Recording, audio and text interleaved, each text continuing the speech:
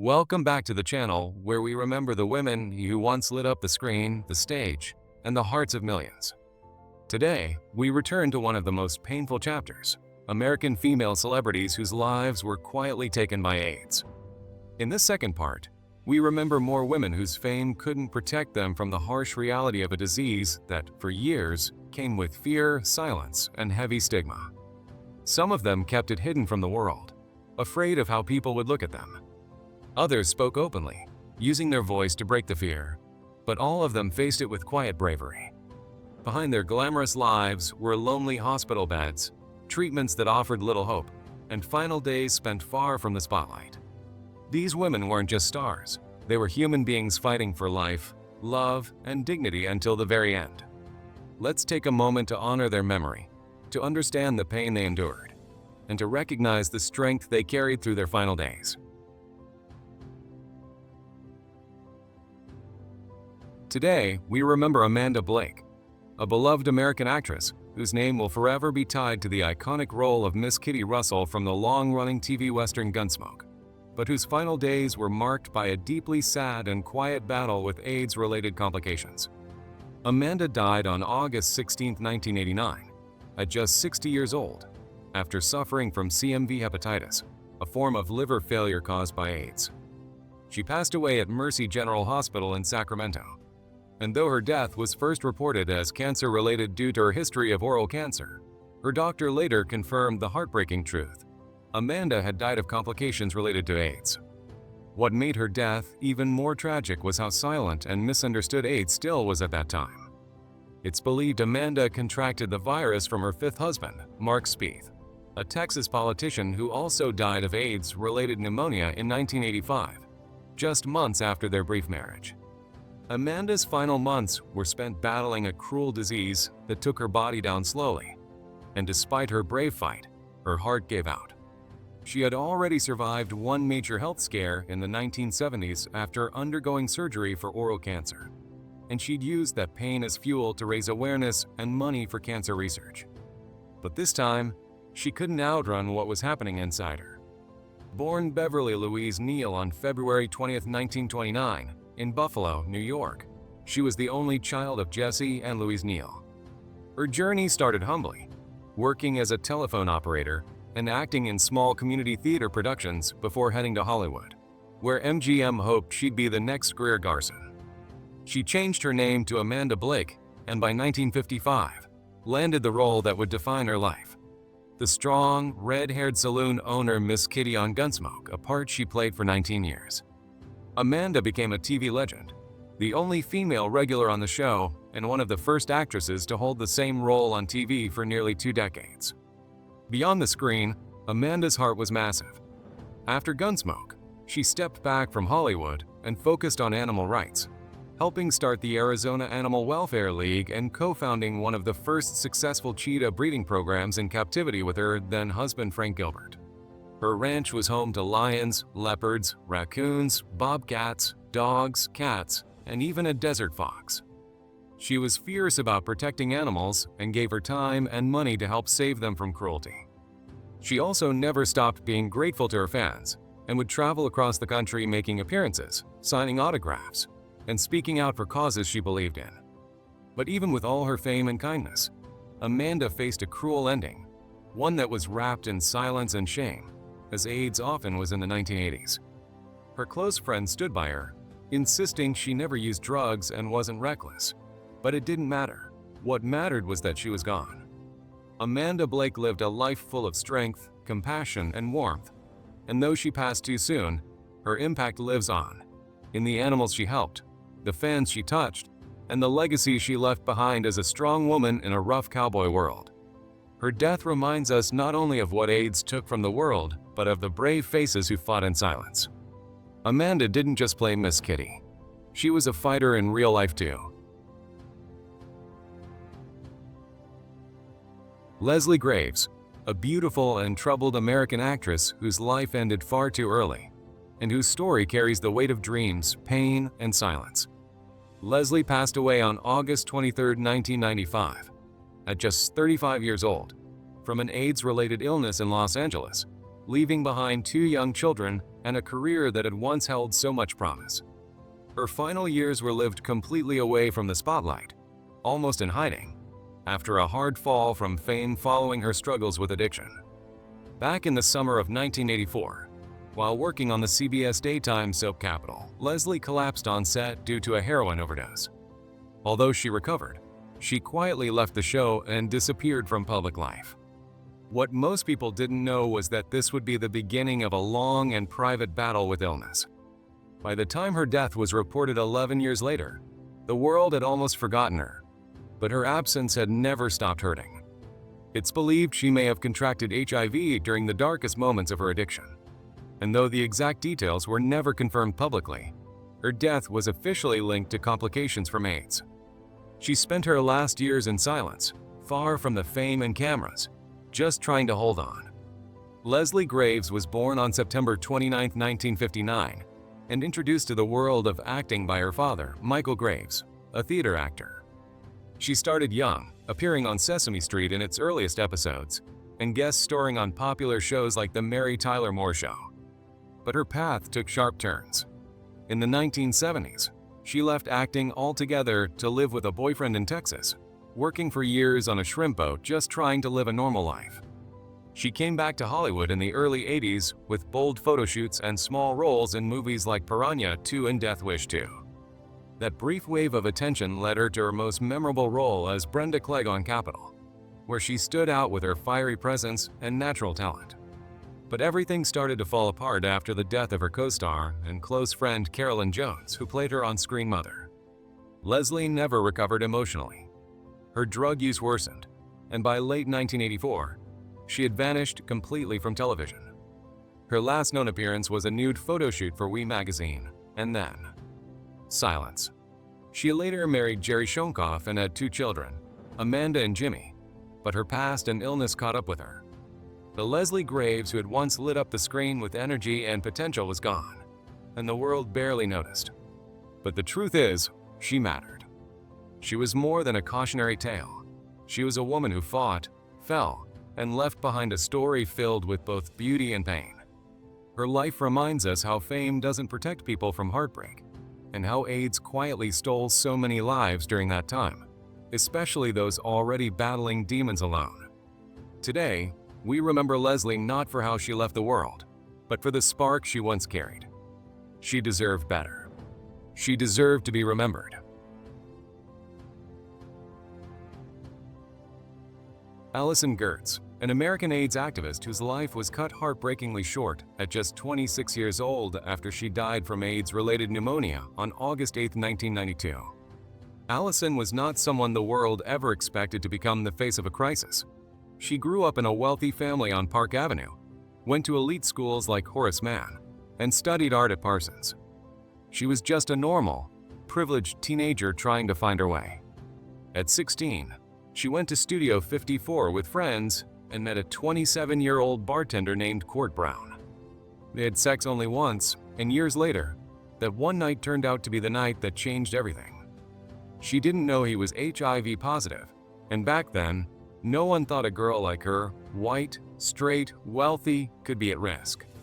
So when she fell sick in 1988 with strange symptoms and lost weight fast, doctors didn't even test her for AIDS at first. By the time they realized what was really happening, she already had full-blown AIDS.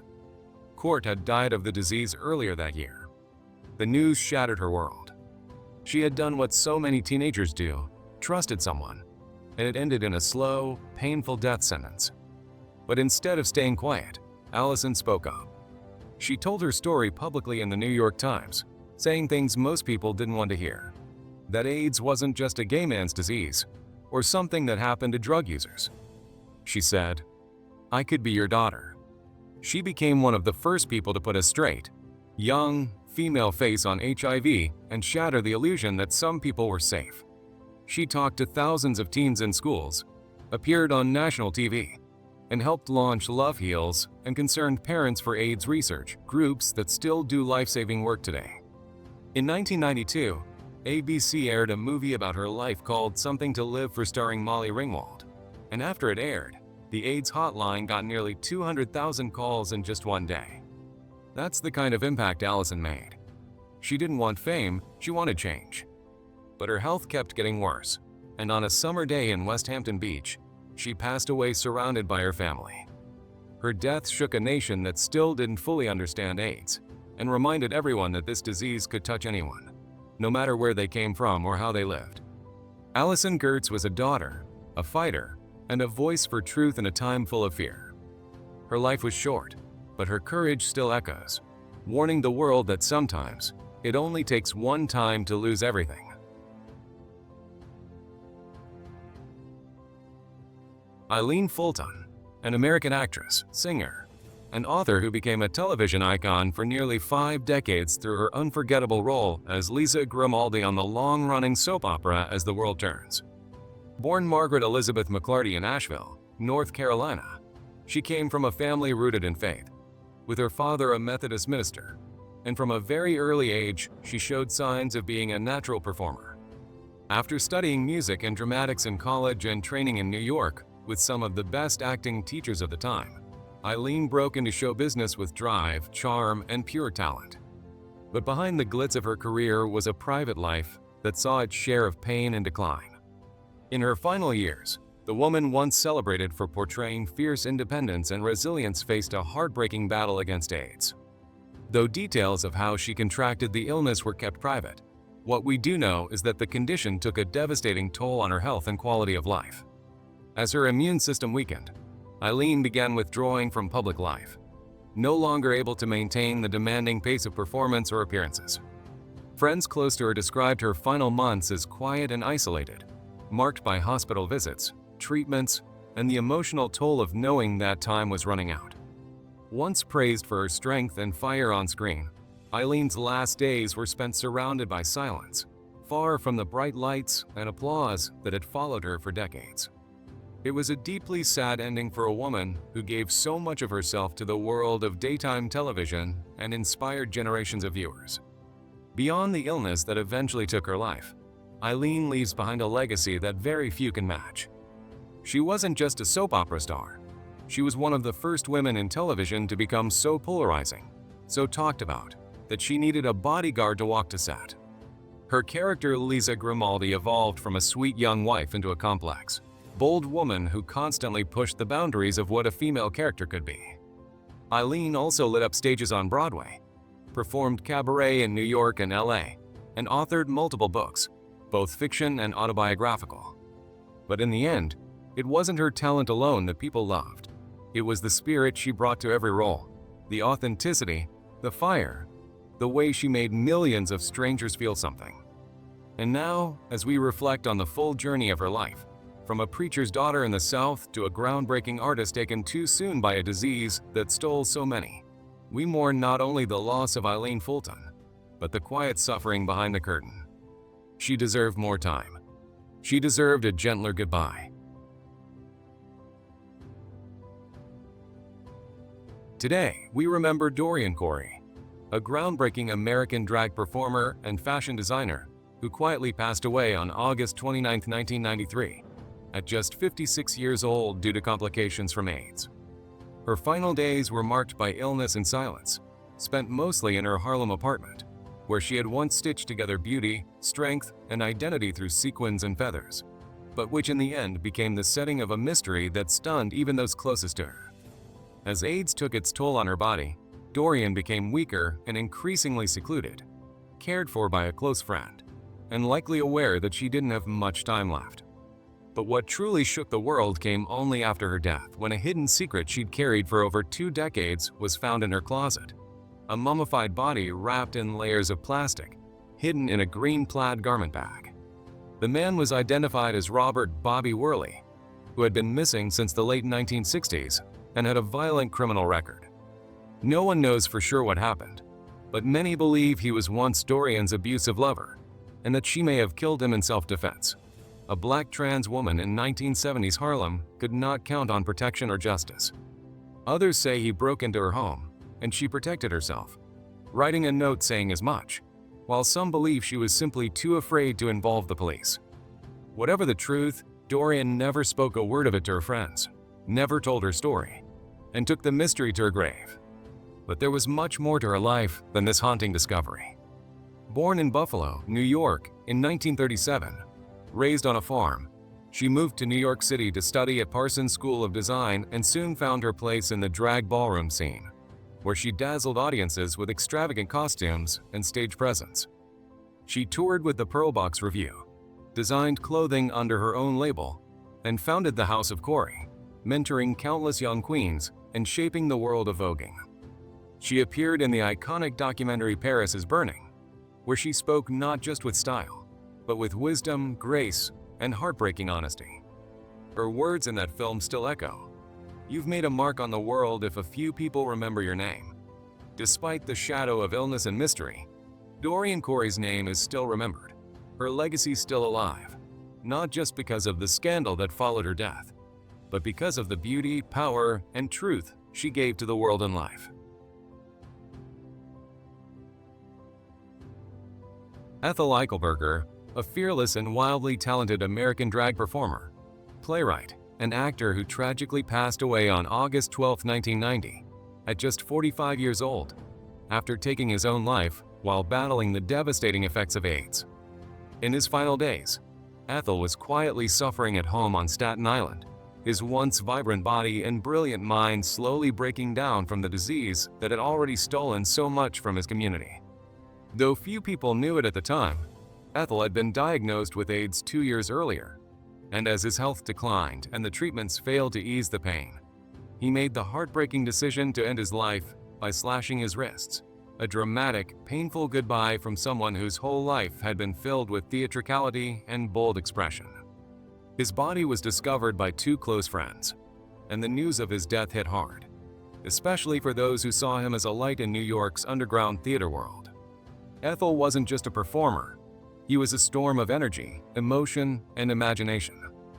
Born James Roy Eichelberger on July 17, 1945, in Pekin, Illinois, to Amish Mennonite parents, he always seemed destined to break away from what was expected of him. He studied theater at Knox College and the American Academy of Dramatic Arts before diving headfirst into the world of experimental theater. After years with the Trinity Repertory Company, he reinvented himself in New York City, adopting the name Ethel and becoming a staple of the East Village performance scene. Ethel wrote nearly 40 plays, many of which focused on powerful women from history: Medea, Nefertiti, Yocasta, whom he portrayed himself with wild wigs, fire-eating acrobatics, and raw emotion. He was a giant on stage, literally and figuratively, often towering in high heels and massive costumes, commanding attention with every move. His one-man shows were legendary, especially Lear, where he played King Lear, the Fool, and Cordelia all at once while playing the accordion and shaking a thunder sheet for dramatic effect. Ethel was the kind of artist you couldn't forget. He blurred lines between comedy and tragedy, between masculinity and femininity, between genius and madness. He also made it to Broadway, performing alongside Sting in the Threepenny Opera, and was featured on the HBO series Encyclopedia and in The Equalizer. But while he was growing in fame, AIDS was quietly stealing his strength. As the disease progressed, he became more isolated, and those who knew him say he was haunted by pain, not just physical but emotional too, knowing that his world was disappearing and he might be forgotten. Ethel didn't just want to perform, he wanted to matter, to be remembered, to open doors for others like him. And even in death, he left behind a legacy of radical creativity, a body of work that defied norms, and a voice that still echoes in the hearts of those who saw him shine. AIDS may have taken his life, but it couldn't erase the fire he lit on every stage he touched. Ofra Haza, the Israeli singer and actress known to millions as the Madonna of the East, who passed away far too soon on February 23, 2000. At just 42 years old, due to complications from AIDS, a diagnosis she kept hidden from the world until her final days. Ofra's last weeks were shrouded in confusion and silence. She was admitted to a hospital in Tel Aviv with what appeared to be a flu, but her condition quickly worsened, and doctors realized she was suffering from organ failure linked to an AIDS-related illness. The news of her passing left the entire nation in shock, not just because of the suddenness, but because it was impossible to reconcile the clean, spiritual image Ofra always carried with the stigma surrounding the disease. Even the hospital staff hadn't known what they were treating her for until the very end. Speculation quickly followed. Some blamed her husband, Doron Ashkenazi, who died from a drug overdose just a year later, while others believed she had contracted the virus through a blood transfusion after a miscarriage in Turkey. But in the end, the most heartbreaking truth was that Ofra may have died not just from illness, but from fear and shame, hiding her diagnosis in a world that wouldn't have understood. Born in Tel Aviv's Pur Hatikva neighborhood, the youngest of 9 children in a Yemeni Jewish family, Ofra grew up surrounded by music and struggle. Her mother had once been a professional singer in Yemen, and it was her voice that filled the house, guiding young Ofra's dreams. At age 12, she joined a neighborhood theater group and was soon discovered by Bezalel Aloni, who became her lifelong manager and the man who helped shape her into a national star.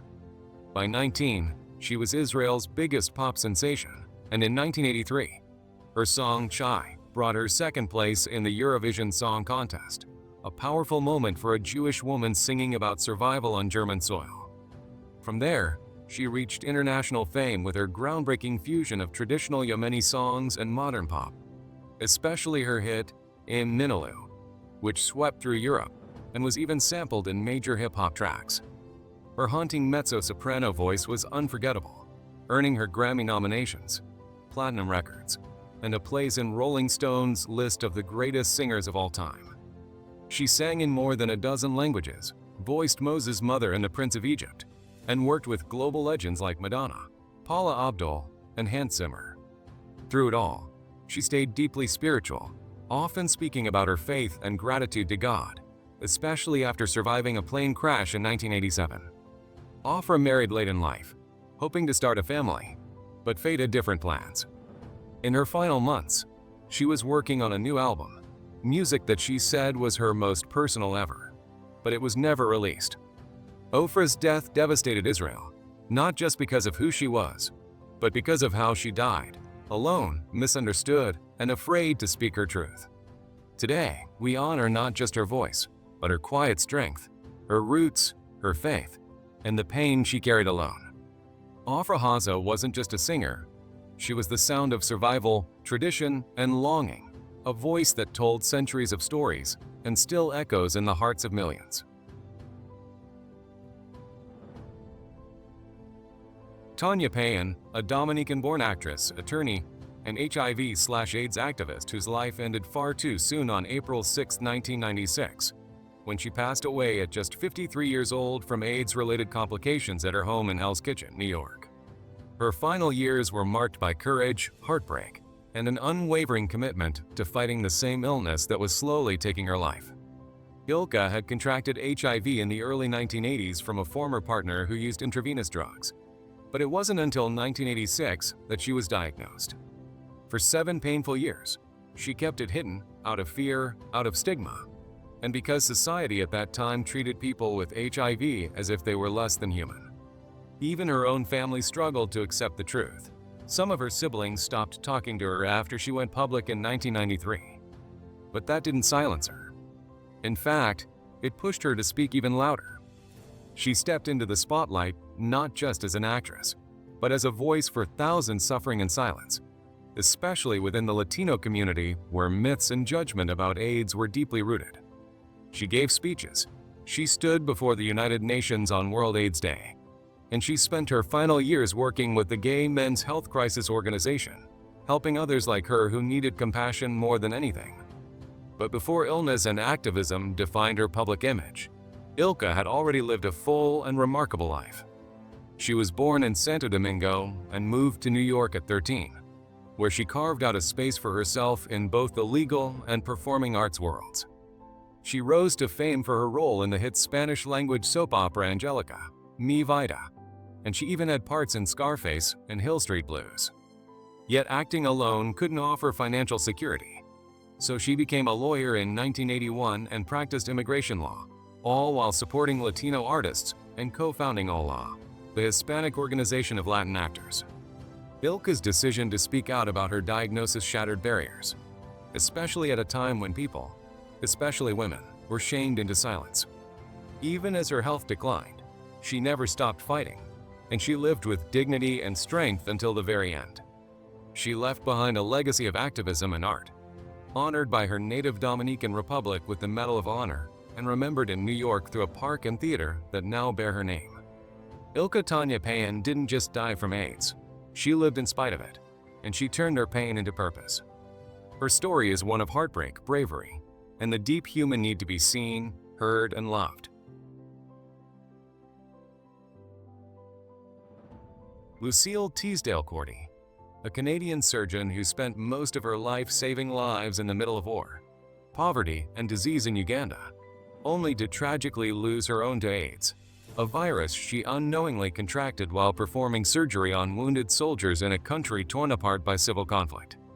She died on August 1, 1996, at the age of 67, in Italy, after an 11-year battle with a disease that slowly broke her body but never her spirit. In her final years, despite suffering from constant infections, mouth sores that made it hard to eat, pneumonia, and even adrenal failure, she still showed up for work, sometimes barely strong enough to walk. Her husband, Piero Corti, would insert 4 lines to keep her hydrated just so she could get out of bed and continue treating patients. Near the end, she was flown back to Italy in a final desperate attempt to help her survive, but she passed away quietly in her home with Piero by her side. Lucille's story isn't just sad, it's heartbreaking. She gave up a comfortable life in Canada, turned her back on money and prestige, and chose to live in one of the most dangerous parts of Uganda for over 35 years. Born in Montreal in 1929 as the daughter of a butcher, Lucille was the 4th of 7 children and the only one to finish high school. From the age of 12, she dreamed of becoming a doctor to help poor children. Against all odds and gender discrimination, she became one of Quebec's first female surgeons. She later met Dr. Piero Corti, an Italian pediatrician, and followed him to Uganda in 1961. What started as a 2-month visit turned into a lifetime commitment. Together, they turned a tiny, poorly equipped clinic into Laker Hospital, one of the largest non-profit hospitals in East Africa. They worked through decades of civil war, rebel raids, kidnappings, and constant looting. Lucille was often the only surgeon available, performing over 13,000 operations in impossible conditions. No electricity, no proper tools, and never enough medicine. The war forced them to send their daughter away for safety, something Lucille said was her greatest heartbreak. But even through endless violence, threats to her life, and watching countless patients die, she stayed. She kept going. And in 1985, when she tested positive for HIV after years of cutting herself during surgeries on war victims, she didn't stop. She kept working until her body simply couldn't go on. Her funeral was held in Uganda during a time of extreme violence, with tanks stationed outside the church and people walking over 40 kilometers through rebel territory just to say goodbye. Lucille was buried in the courtyard of the hospital she built, next to her husband who passed away years later. She didn't just save lives, she gave her own to do it. Her legacy lives on through the hospital, her daughter, and the thousands of doctors she trained. Lucille Teasdale-Corti was more than just a doctor. She was a fighter, a mother, a mentor, and a quiet hero whose story deserves to be remembered not just for how she lived, but for the heartbreaking way she died.